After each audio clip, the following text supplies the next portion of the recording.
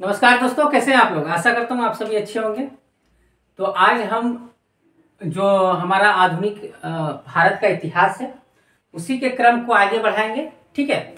इससे पहले हम लोगों ने जो है आधुनिक भारत में हम लोग ब्रिटिश का विस्तार के बारे में जो है वो चर्चा कर रहे थे। इससे पहले हमने 3 लेक्चर ली है, जिसमें से हम लोगों ने बात की थी 18वीं सदी के भारत का, उसके राज्यों के और राज्यों की राजनीति दशा के बारे में। ठीक है। उसके बाद हम लोगों ने कर्नाटक युद्ध के बारे में बात की थी।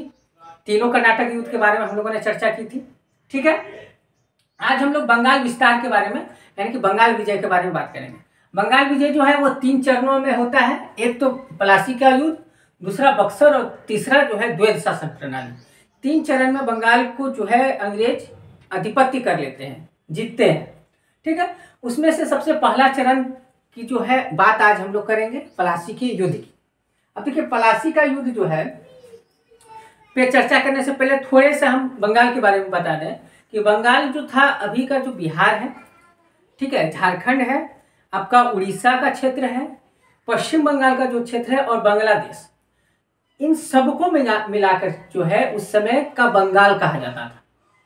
बंगाल जो है यहाँ पे नवाब जो है वो शासन करते थे और अंग्रेज, और जब औरंगजेब के समय जो है औरंगजेब की मृत्यु के बाद ये जितने भी हमारे मुगल के जितने भी राज्य थे, ठीक है, चाहे वो बंगाल हो, कर्नाटक हो, आपका अवध हो, ठीक है, उन सभी क्षेत्रों पे जो है ये लोग स्वतंत्र रूप से अपना आधिपत्य जमा लें। इसका मतलब ये हुआ कि औरंगजेब के समय कुछ राज्यों को दिया गया था कि दायित्व, ठीक है, कि बंगाल में जो है नवाब, उनका जो राजस्व कर होगा वो मुगल के दरबार में पहुंचाया जाएगा। लेकिन जैसे ही औरंगजेब की मृत्यु हो जाती है तो मुगल के जितने भी राज्य थे वो खुद को स्वतंत्र घोषित कर देते हैं। अब वो कर जो है यानी कि अब वो राजस्व कर जो होता था वो मुगल के दरबार में ना पहुंचा करके वो खुद जो है वो अपने लिए रखते थे। ठीक है।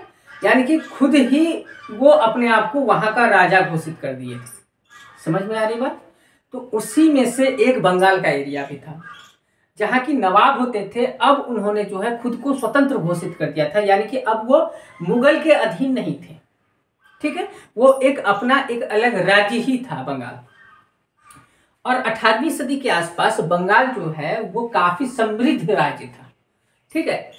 किसी भी दृष्टि से, चाहे वो राजनीति की दृष्टि से हो, आर्थिक तौर पे हो, व्यापारिक तौर पे हो, बंगाल जो था उस समय 18वीं सदी के आसपास का समृद्ध राज्य बन चुका था।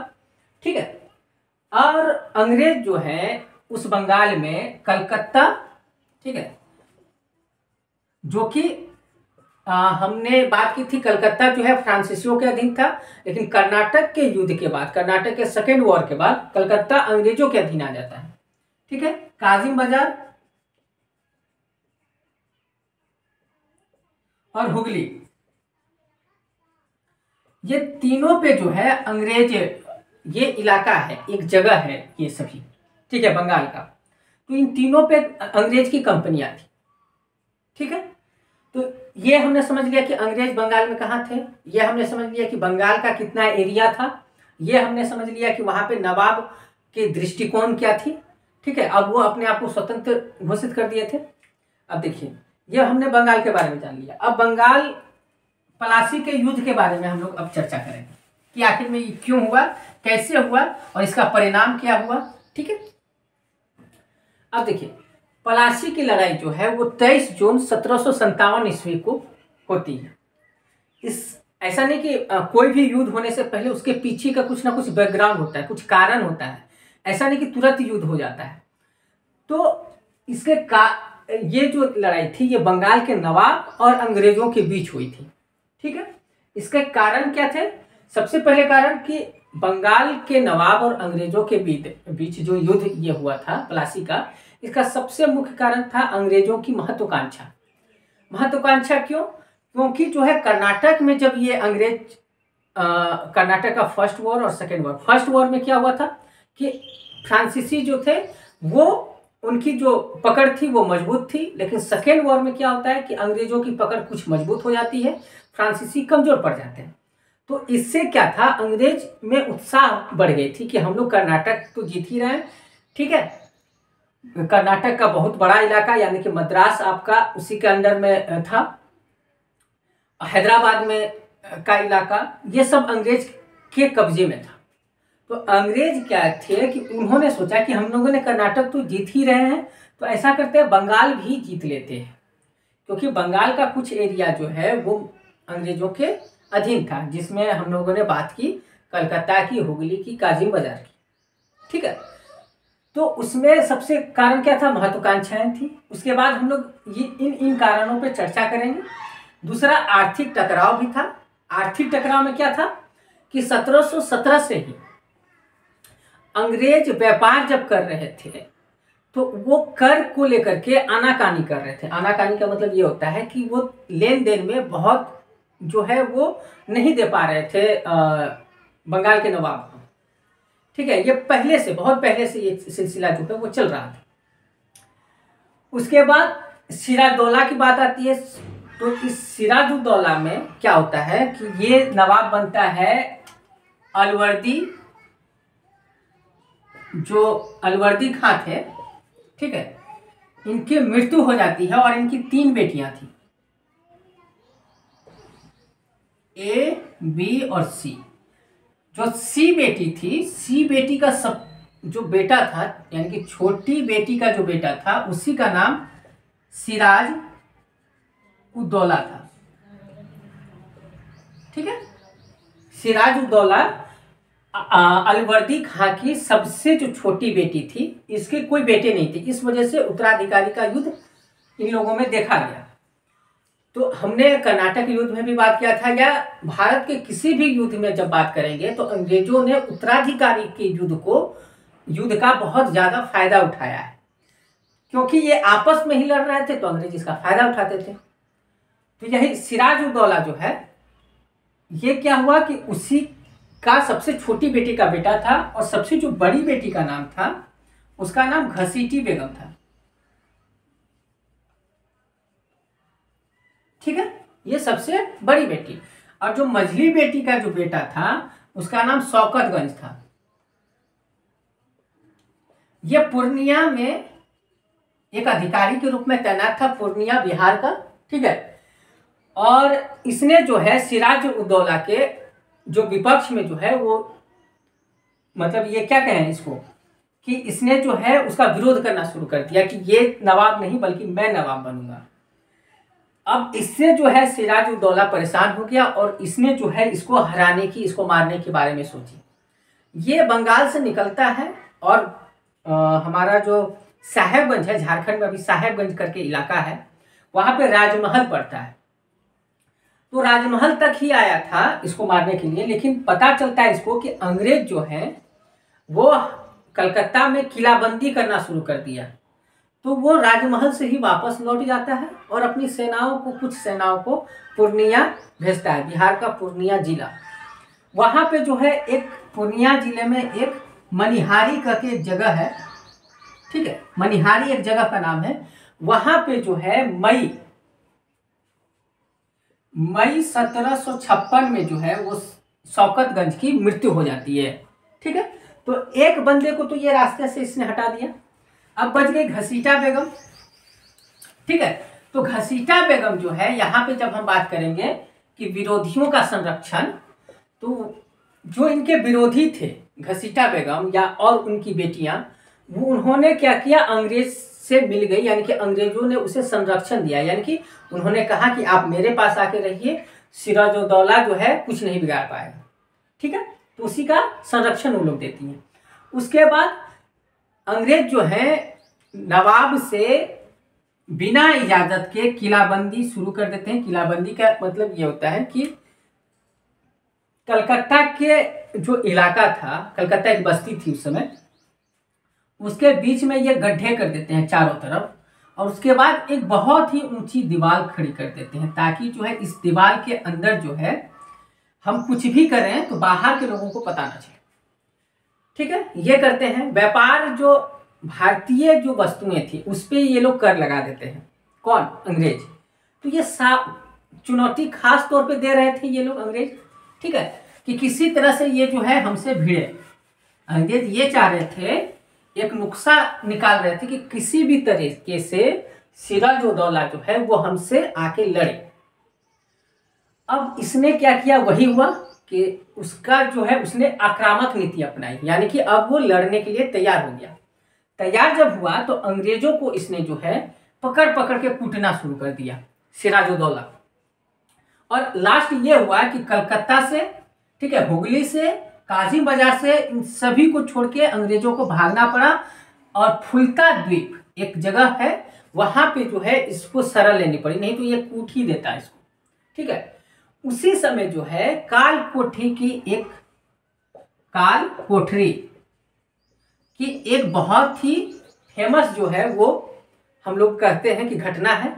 उस समय क्या हुआ था, ये काल कोठरी की घटना जो है में अंग्रेजों को एक कोठरी में बंद कर दिया गया था, जिसमें लगभग 150 के आसपास 146 जो है वो अंग्रेज थे, जिसमें से मात्र लगभग 23 अंग्रेज जो बच गए थे उसको जो है इसने मुक्त कर दिया, छोड़ दिया, और बाकी के मर गए थे।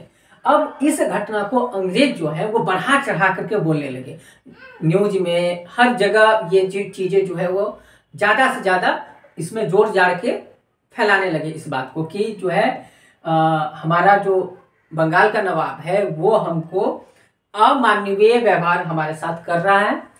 ये जब पता चलता है मद्रास में क्लर्क के पोस्ट पे, जो मद्रास में एक क्लर्क था वो था क्लाइव। क्लाइव जो है और एडमिरल जो है वाटसन, ये दोनों के नेतृत्व में एक सेना वहां से निकलती है और बंगाल पे जो है वो हमला कर देती है। ठीक है, अब इसको भी वो हरा देता, लेकिन सबसे बड़ी बात क्या थी कि सिराजुद्दौला जो था उसको ये चिंता खाई जा रही थी कि अहमद शाह अब्दाली बार बार जो है वो दिल्ली के आसपास में आक्रमण कर रहा था। तो वो ये टेंशन में जी रहा था कि कहीं अहमद शाह अब्दाली जो है वो बंगाल पे आक्रमण ना करते। इधर मराठा भी आक्रमण कर रहे थे, तो वो अंग्रेजों को हार्डली लिया नहीं, क्योंकि अभी तुरंत उसने हरा के अंग्रेजों को भेजा था। मात्र सिराजुद्दौला का जो क्रम है वो 1757 से 1760 है, माफ कीजिएगा 1756 से 1757 है। ठीक है, सिराजुद्दौला का जो कार्यकाल है मात्र 1 साल का है। इसी 1 साल में देखिए ये सभी घटनाएं हो रही हैं। कोई मई 56 में हुआ है, कोई जून जो है 56 में हुआ है, कोई जून 57 में हुआ है। तो इस तरह की सिर्फ मंथ का हेर फेर है। ठीक है, समझ में आ रही है बात ना? उसके बाद हम लिखवाएंगे, पहले समझ लीजिए क्या क्या चीजें चल रही थी। तो सिराजुद्दौला जो है जब अंग्रेजों को भगा देता है तो ये बातें काल कोठरी की घटना होती है, और जो भी बाहर निकले उन्होंने जो है बढ़ा चढ़ा करके उसको बोला, जबकि इतिहासकार इस काल कोठरी की घटना को नहीं मानते। ठीक है, तो अंग्रेज की बात, अंग्रेज तो मद्रास में थे ही, क्लाइव तो कर्नाटक को जीत करके अपना वो वर्चस्व वहां पे था ही। तो क्लाइव के नेतृत्व में एक सेना वहां से चलती है मद्रास से। आप जब मैप देखेंगे तो यहाँ पे मद्रास है, यहाँ से ये सेना निकल के यहाँ पे बंगाल पे आती है लड़ने के लिए। तो सिराजुद्दौला क्या करता है कि इधर से जो है नादिर शाह का आक्रमण, इधर से मराठा का आक्रमण, इन सभी की चिंताओं को लेकर के इसको हल्के में अंग्रेजों को ले लेता है कि अंग्रेज से तो कभी भी निपट लेंगे, पहले ये दोनों मेन आदमी है। तो इससे क्या होता है कि क्लाइव से एक संधि कर लेता है। ठीक है, उस संधि के दौरान जो है कलकत्ता और चंद्रनगर, वो संधि का नाम था अली नगर की संधि। ठीक है, उस संधि में क्या होता है कि कलकत्ता और चंद्रनगर को जो है वो क्लाइव के हाथों सौंप देता है सिराजुद्दौला, और बोलता है कि ठीक है आप लोग यहाँ पे जैसे भी हो वो आप करें शासन। ठीक है, उसके बाद क्या होती है घटना कि फिर अंग्रेज जो है मनमाना कर वसूलने लगते हैं। उसके बाद क्या कि भारतीय वस्तुओं पे भी कर लागू हो जाता है, और ये अब क्या होता है कि ये किलाबंदी जो है ये धीरे धीरे बंगाल की ओर बढ़नी शुरू हो जाती है अंग्रेजों के द्वारा, क्योंकि अंग्रेज कलकत्ता पे पुनः और चंद्रनगर पे पुनः, हुगली पे पुनः, ये सभी पे पुनः उन लोगों ने अपना पकड़ मजबूत कर लिया था। तब क्या होता है कि इसी दौरान जो है पलासी का युद्ध शुरू हो जाता है। पलासी का युद्ध जो है वो वहाँ पे पलासी के पलास के बहुत ज़्यादा पेड़ थे, इस वजह से उसे पलासी नाम दिया गया। ठीक है, ये बंगाल में ही एरिया है। अब देखिए क्या हुआ कि उसमें जो हमारे सिराजुद्दौला के जो भी सैनिक थे, जो मेन सैनिक थे, उसको अंग्रेज अपनी ओर मिला लेते हैं कि तुम देखो, तुम मेरी तरफ से लड़ोगे तो मैं तुझे नवाब बना दूंगा। ठीक है, तो क्या होता है कि उनमें जो जगत सेठ थे, मीर जाफर थे, अमीर चंद थे, इन सभी को जो है सैनिक, जो जो मेन सैनिक थे, जो जिसके बलबूते जो है चाहे सिराजुद्दौला जो है अन्य जगहों पे आक्रमण करता था, अब मेन सैनिक ही जो है मिल गए थे किससे? अंग्रेजों से। जब सैनिक ही मिल गए तो उसकी सेना भाग नहीं लेगी। इस वजह से क्या हुआ कि सिराजुद्दौला जो है उसको मीर जाफर के एक बेटे ने इसको मौत के घाट उतार दिया। तो पलासी का युद्ध का ये हमारा समरी था। चलिए, अब आप चाहें तो लिख सकते हैं। सबसे पहले हेडिंग दीजिए पलासी का युद्ध 1700 माफ कीजिएगा 23 जून 1757 से, ठीक है, को उसके बीच लड़ा गया सिराजुद्दौला वर्सेस क्लाइव। कारण देखे लिखिए कि अंग्रेज और बंगाल के नवाब के बीच इस युद्ध का सबसे महत्वपूर्ण कारण अंग्रेजों की महत्वाकांक्षा थी। समझ में आ रही बात ना? कहीं मैं स्पीड में बोल गया क्या? अच्छा, अभी जैसे लिखवाता जाऊंगा ना तो आपको धीरे धीरे पता चल जाएगा। ठीक है, उसके बाद डैश देके फिर लिखिए इसमें क्या था? अंग्रेजों की महत्वाकांक्षा। ठीक है, आर्थिक टकराव डैश देके लिखिए। आर्थिक टकराव से पहले एक लाइन और लिख लीजिए डैश देके। द्वितीय कर्नाटक युद्ध में मिली सफलता से अंग्रेज उत्साहित थे और वो बंगाल में भी अपना विस्तार चाहते थे। ठीक है, फिर डैश देकर लिखिए बंगाल में मुक्त व्यापार को लेकर। मुक्त व्यापार का क्या मतलब होता है कि अंग्रेज जो हैं यहाँ पे जब व्यापार करते थे तो उन्हें कुछ टैक्स देना पड़ता था। अंग्रेजों को टैक्स देना पड़ता था वहाँ उस क्षेत्र के नवाब या उस क्षेत्र के शासक को कि हम यहाँ पे व्यापार करेंगे, लेकिन इस व्यापार का टैक्स, जैसे आप लोग हटिया आप लोगों के आसपास लगता होगा, ठीक है, मार्केट जिसको कहते हैं, बिहार में उसको हटिया लोग कहता है। हटिया मतलब जहाँ पे सब्जी वगैरह या अपना काफ़ी जो है सामान लोग बेचने के लिए आते थे। जब आप सब्जी बेचने के लिए उस हटिया में जाइएगा तो जहाँ पे आप बैठे हैं उसका टैक्स लेगा उस हटिया का जो सट्टा उसका खरीदा हुआ है जिसने, वो जो है आपसे टैक्स लेगा कि 10 रुपया या 20 रुपया, ठीक है, जो भी जितने पैसे हैं, जैसा आपका सामान है, जितना बड़ा क्षेत्र में आप उस सामान को रखते हैं उस हिसाब से वो आपसे पैसा लेता है। ठीक उसी प्रकार उसको बट्टा भी लोग करते हैं। ठीक उसी प्रकार जो है अंग्रेज जब यहाँ व्यापार करते थे तो उस क्षेत्र के नवाब या उस क्षेत्र का शासक जो है उससे कुछ टैक्स लेता था। लेकिन अंग्रेज जो है यहाँ पे मुक्त व्यापार यानी कि अब वो टैक्स देना नहीं चाहते थे। इसको लेकर के काफी दिनों से ये चीजें चली आ रही थी। ठीक है, तो ये भी एक कारण था पलासी को लेकर। ठीक है, क्या लिखा आपने? ठीक है, हाँ, बंगाल में मुक्त व्यापार को लेकर के कंपनियां और नवाबों के बीच 1707 से ही टकराव जारी था। ठीक है, फिर नेक्स्ट पॉइंट देके लिखिए।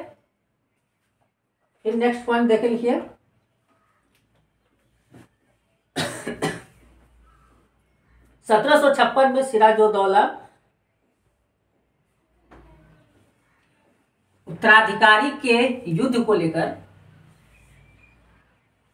या लिखिए कि 1756 में बंगाल में उत्तराधिकारी को युद्ध को लेकर, बंगाल में उत्तराधिकारी को लेकर सिराजुद्दौला, घसीटी बेगम और शौकतगंज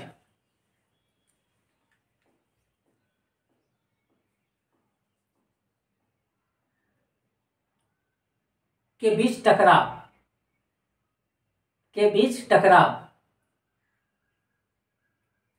घसीटी बेगम और शौकतगंज, उसी में घसीटी बेगम और शौकतगंज को अंग्रेजों का संरक्षण। ठीक है, हमने बात की थी कि उनके जो मौसी का लड़का था वो और मौसी थी, तो उन्हीं को बीच में जब ये पहले तो ये आपस में ही टकराव हुआ, जब ये नवाब बन गया सिराजुद्दौला, तब क्या हुआ कि इन दोनों को संरक्षण किसने दिया? अंग्रेजों ने। ठीक है, ये मैंने बात की थी ना सिराजुद्दौला के विरोधियों का संरक्षण, तो उन दोनों को संरक्षण किसने दिया? अंग्रेजों ने। ठीक है, आगे लिखिए। इतना ही नहीं,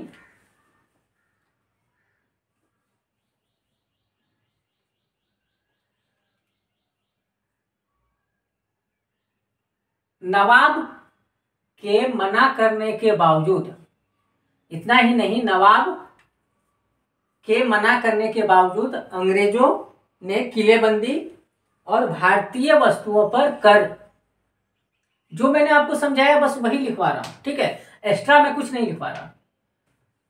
जैसे मैंने बात की कि उन्होंने क्या किया था कि जब नवाब मना कर रहे थे कि आपको व्यापार के लिए दिया गया है तो आप व्यापार कीजिए, लेकिन उन्होंने उसके बावजूद क्या किया, यानी कि उन्होंने चुनौतियां सिराजुद्दौला को दी। किस तरीके से? कि किलाबंदी करके और वहां पे भारतीय वस्तुओं पर भी कर लगा दिया गया, यानी कि भारत के लोग ही भारत की वस्तुओं अगर बेचते थे उस पर लगान देना पड़ता था कलकत्ता में। ठीक है, समझ में आ रही बात? क्रोधित होकर सिराजुद्दौला अब ये आक्रामक नीति अपनाता है, कलकत्ता पर नियंत्रण स्थापित कर लिया और कलकत्ता की जिम्मेदारी मानिकचंद को सौंप दी।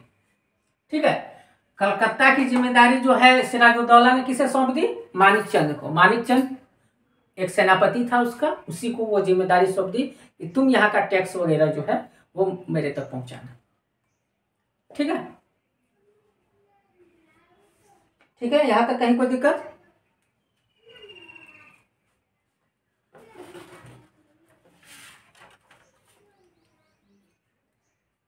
ठीक है, इससे आक्रामक नेक्स्ट देकर के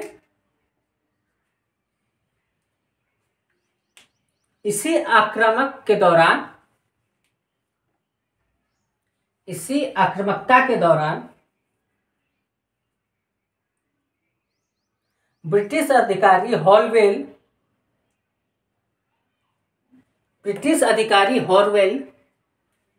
ठीक है, हॉलवेल ये अधिकारी था, ने बंगाल के नवाब पर अमानवीय व्यवहार करने का आरोप लगाया,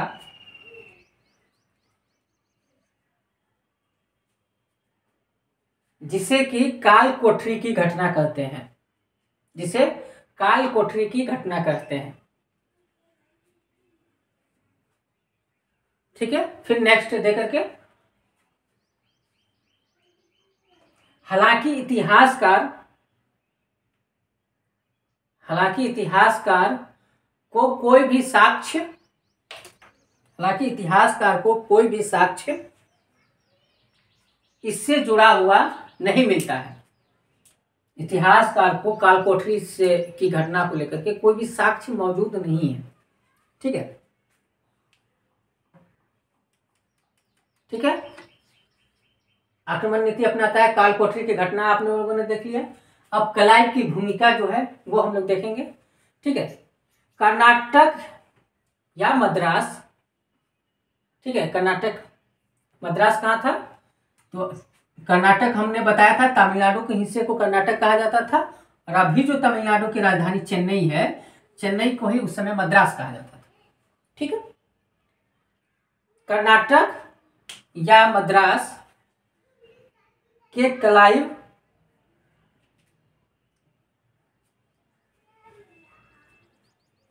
के नेतृत्व में, या क्लाइव वो वाटसन के नेतृत्व में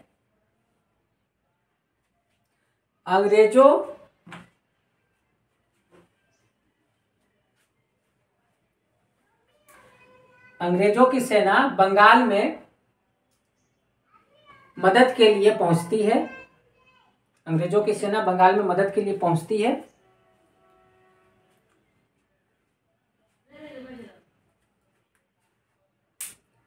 ठीक है। और क्लाइव ने लालच देकर मानिक चंद को कहाँ का बनाया था? कलकत्ता का नवाब। कलकत्ता को उसको सौंपी थी किसने? सिराजुद्दौला ने। अब उसने क्या किया? क्लाइव ने मानिक चंद को पैसे वैसे दे करके अपने में मिला लिया। तो क्लाइव ने मानिक चंद को अपने में मिला लिया और कलकत्ता पे पुनः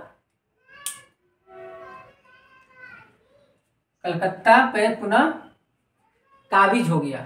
ठीक है, या कलकत्ता को पुनः अपने कब्जे में ले लिया।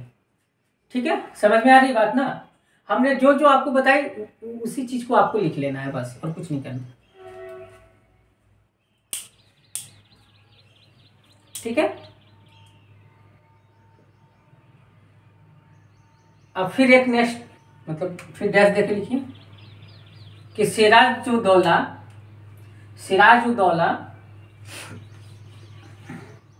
ने अब्दाली और मराठों के आक्रमण के भय के कारण अंग्रेजों को चुनौती नहीं दी, और क्लाइव से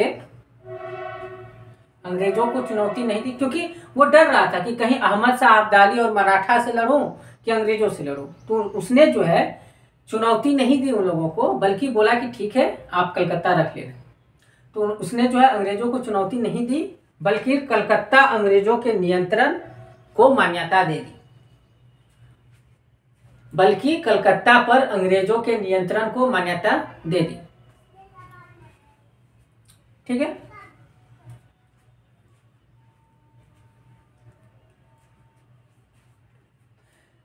फिर लिखिए, क्लाइव द्वितीय कर्नाटक युद्ध से, फिर ऐसे डैश दे करके, क्लाइव द्वितीय कर्नाटक युद्ध में महत्वपूर्ण भूमिका निभा चुका था। क्लाइव द्वितीय कर्नाटक युद्ध में महत्वपूर्ण भूमिका निभा चुका था।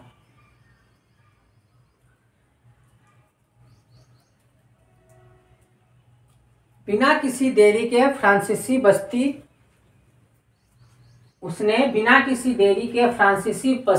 चंद्रनगर, ठीक है, कलकत्ता और चंद्रनगर पे जो कब्जा किया था उसने, चंद्रनगर पर कब्जा कर लिया।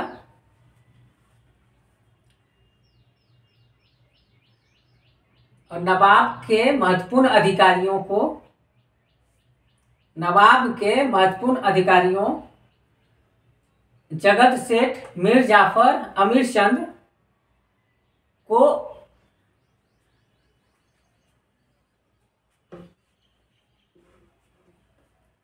अपने में मिला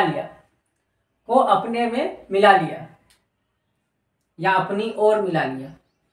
ठीक है, अपनी ओर मिला लिया। लिखिए नेक्स्ट दे करके,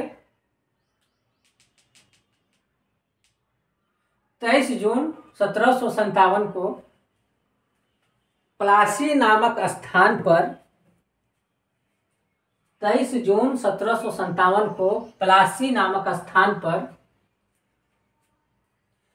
दोनों सेनाएं आमने सामने हुई। दोनों सेनाओं में किसकी सेना है? अंग्रेज की सेना और आपके बंगाल के नवाब की सेना आमने सामने हुई। मीर जाफर ने, जो कि इसका मेन सेनापति था, जो कि मिल गया था, मीर जाफर ने अंग्रेजों का साथ दिया। मीर जाफर ने अंग्रेजों का साथ दिया, जिस वजह से अंग्रेजों की जीत हुई। जिस वजह से अंग्रेजों की जीत हुई। ठीक है, समझ में आ रही बात? क्या क्या हुआ आपने देख लिया यहां तक कि उत्तराधिकारी का लड़ाई होता है। उत्तराधिकारी की लड़ाई जैसे शांत होती है वैसे अब इसका जो सेनापति था, अंग्रेजों ने इसके दिमाग में जो है नवाब का बीज बो दिया, मीर जाफर के नवाब में दिमाग में। और मीर जाफर जो था वो अंग्रेजों के साथ मिल गया नवाब बनने के चक्कर में। ठीक है, और उसने जो है अंग्रेजों का साथ दिया और इसी वजह से जो है इस पलासी युद्ध में जो है वो क्या है, सिराजुद्दौला की हार होती है। ठीक है, अब इसके परिणाम को जानेंगे। ठीक है, यहां तक कहीं कोई दिक्कत? चलिए, ये किसी भी तरीके से आ सकता है कि बंगाल विजय में क्लाइव की भूमिका का वर्णन करें। ठीक है, या फिर क्वेश्चन आ सकता है कि बंगाल जो है, बंगाल विजय अंग्रेजों के लिए कितना महत्वपूर्ण था, इस पे चर्चा करें। ठीक है, या फिर 4 ऑप्शन दे देगा, उसमें से बोलेगा कि निम्नलिखित जो है चीजों पे विचार करें और 4 ऑप्शन आपके पास होंगे, उसमें से एक ऑप्शन देगा कि इसमें से ये नहीं है, नहीं को छाटिए। ठीक है, इस वजह से मैंने ये टॉपिक लिखा दिया ताकि अगर आपके पास 4 ऑप्शन आ जाए प्री में तो भी आप हैंडल कर सकते हैं, या मेंस में अगर इसको लेकर के कोई भी क्वेश्चन आए तो भी आप हैंडल कर सकते हैं। ठीक है, अब दीजिए परिणाम कि इस युद्ध का क्या परिणाम हुआ। ठीक है,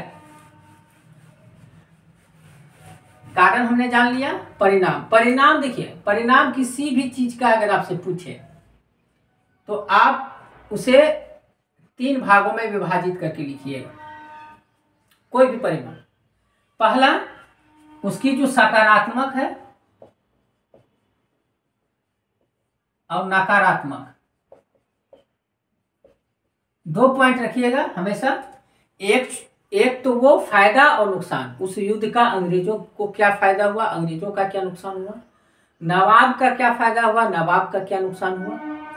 तो 2 चीजें हमेशा लेके चलिएगा। तीसरा चीज कि उस युद्ध में राजनीतिक परिणाम भी होंगे, कुछ आर्थिक परिणाम भी होंगे। ठीक है, ये भी चीजें को लेकर के अगर ये 4 पॉइंट किसी भी चीज में, किसी भी परिणाम में, चाहे वो मैसूर का युद्ध हो, कर्नाटक का युद्ध हो, बंगाल विजय हो, मराठा का हो, ठीक है, किसी भी युद्ध में अगर आप इस परिणाम जब लिखना है तो आपको 4 लिखना है, कारण जब आपको लिखना है तो उसकी महत्वाकांक्षा तो हर युद्ध में होगी। ठीक है, उसके बाद उत्तराधिकारी को लेकर के यहाँ पर जितने भी अंग्रेजों ने युद्ध जीता है, उत्तराधिकारी सबसे महत्वपूर्ण भूमिका रही है।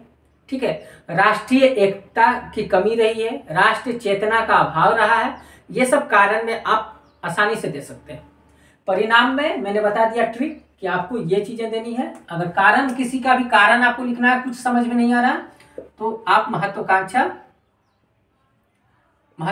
दे सकते हैं। उसके बाद 1 पॉइंट दे सकते हैं राष्ट्रीय चेतना की कमी, उत्तराधिकार को लेकर के। ठीक है, 1 पॉइंट और दे सकते हैं राष्ट्रीय एकता की कमी। ठीक है, ये सब बिना आंख बंद किए आप ये सब कारण लिख सकते हैं। अगर आपको कुछ दिमाग में नहीं आ रहा ये सभी लिख सकते हैं। और जब परिणाम आप लिखेंगे तो एक सकारात्मक लिखेंगे, एक नकारात्मक लिखेंगे, एक राजनीतिक तौर पर लिखेंगे, एक आर्थिक तौर पर लिखेंगे। ठीक है, तो चलिए लिखिए, आर्थिक लिख करके डैश दीजिए। आर्थिक परिणाम क्या क्या हुआ तो आर्थिक लिख करके डैश दे दीजिए।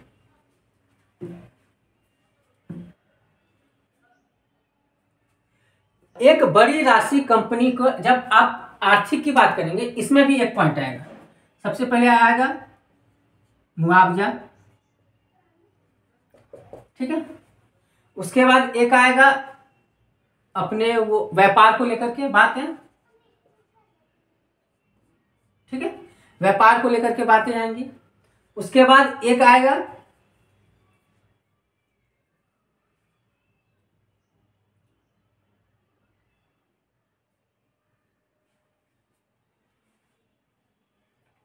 क्या देते हैं, गिफ्ट, गिफ्ट को क्या बोलते हैं, उपहार। एक आएगा उपहार, ठीक है। ये सब आर्थिक में ये सभी चीजें आएंगी ही आएंगी, ठीक है।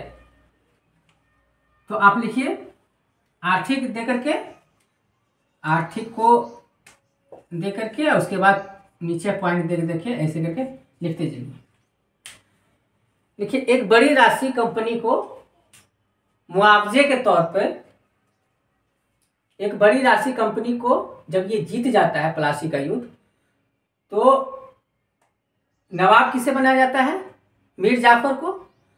और मीर जाफर जो है, जैसा उसने अंग्रेजों से बात की थी कि भाई हम नवाब बन गए तो आपको जो है मुआवजा देंगे, हम आपको उपहार देंगे, हम आपको व्यापार में भी छूट देंगे, ठीक है। तो ये सभी चीजें खाली डॉट डॉट करके लिखते जाइए, हो गया सर। तो लिखिए एक बड़ी राशि कंपनी को मुआवजे के रूप में दी गई, ठीक है।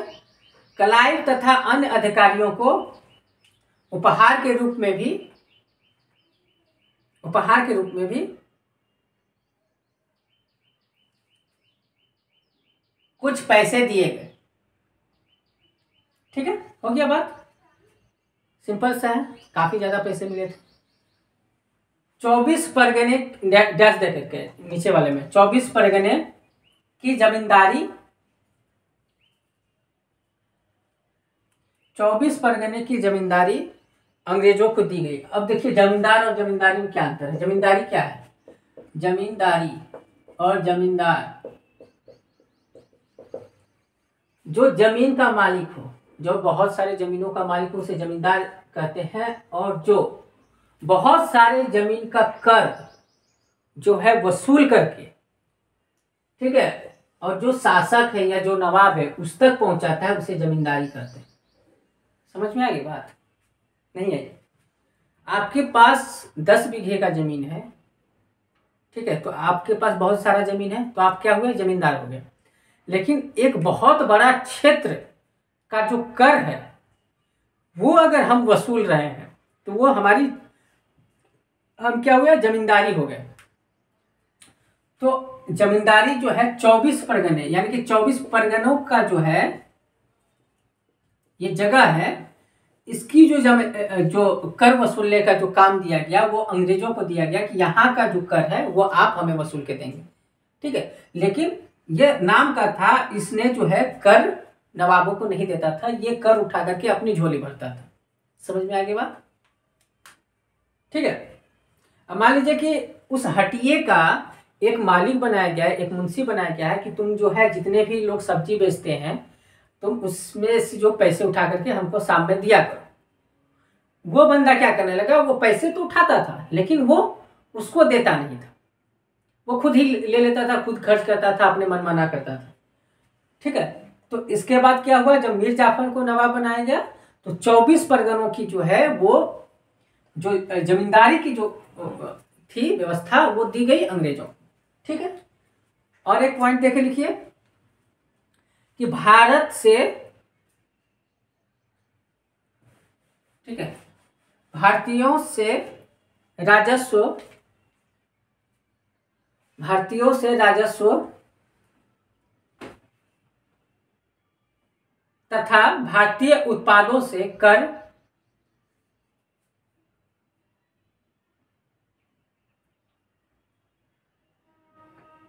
पर नियंत्रण अंग्रेजों का, पर नियंत्रण अंग्रेजों का तथा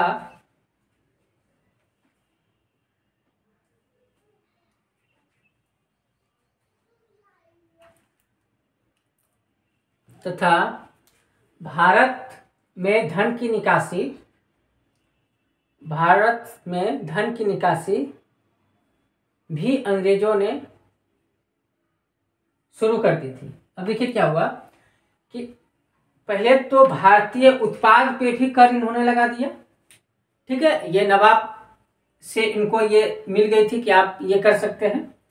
दूसरी बात है कि यहाँ का जो धन था, यहाँ का जो कर था, वो कर जो है सीधे ब्रिटिश कंपनियों के हाथों में जाने लगा, ठीक है। वो नवाब को ना देते थे बल्कि ब्रिटिश कंपनियों को देते थे, ठीक है।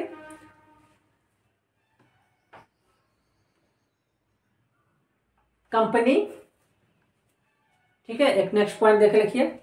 कंपनी के कर्मचारियों को निजी व्यापार, कंपनियों के कर्मचारियों को निजी व्यापार पर मुक्त सुविधाएं दी गई। यानी कि जो मैंने बात की थी मुक्त व्यापार की, ठीक है, तो मुक्त व्यापार यानी कि फ्री में वो यहाँ पे व्यापार करते। अब उन्हें कोई टैक्स देने की जरूरत नहीं थी। ये नवाब सिराजुद्दौला के बाद जो इन्होंने जो है मीर जाफर को नवाब बनाया था, उसके बाद ये सिलसिला जो है वो शुरू होता था, ठीक है। यह आर्थिक कारण हो गया। पहले तो उन्होंने मुआवजा लिया, उपहार लिया कुछ, उसके बाद व्यापार में भी उन्होंने जो है कोई कर जो है वो देने नहीं लगे। व्यापार करने के दौरान मैं व्यापार भी करूंगा, इसका कोई कर नहीं दूंगा, बल्कि भारतीयों से व्यापार इन्होंने लेने लगे और सीधे कंपनी को पहुंचाने लगे, ठीक है। यह आर्थिक हो गया। अब राजनीतिक देख के डैश दीजिए, राजनीतिक परिणाम क्या क्या हुए।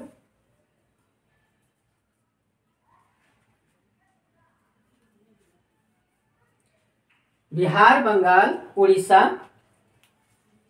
बिहार बंगाल उड़ीसा, ठीक है,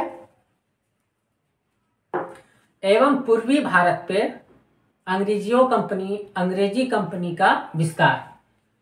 बिहार बंगाल उड़ीसा एवं पूर्वी भारत पे अंग्रेजी कंपनियों का विस्तार इसके बाद शुरू हुआ। पूर्वी भारत पे जितने भी बंगाल के एरिया थे, ठीक है, धीरे धीरे सब पे, जैसे पटना हो गया आपका, मुर्शिदाबाद हो गया, ठीक है, कलकत्ता हो गया, इन सभी क्षेत्रों में अपनी अपनी छोटी छोटी उन्होंने विस्तार करना शुरू कर दिया।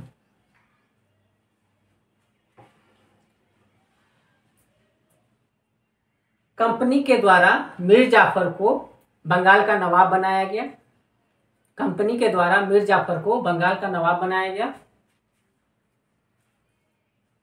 इस प्रकार बंगाल पर प्रशासन पर अप्रत्यक्ष रूप से अप्रत्यक्ष रूप से नियंत्रण स्थापित हुआ, ठीक है।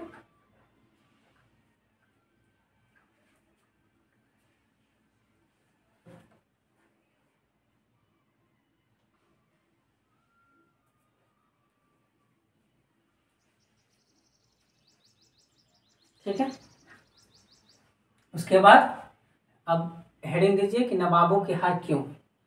तो इसमें आप सीधा जो मैंने बताया वो भी आप लिख सकते हैं, ठीक है।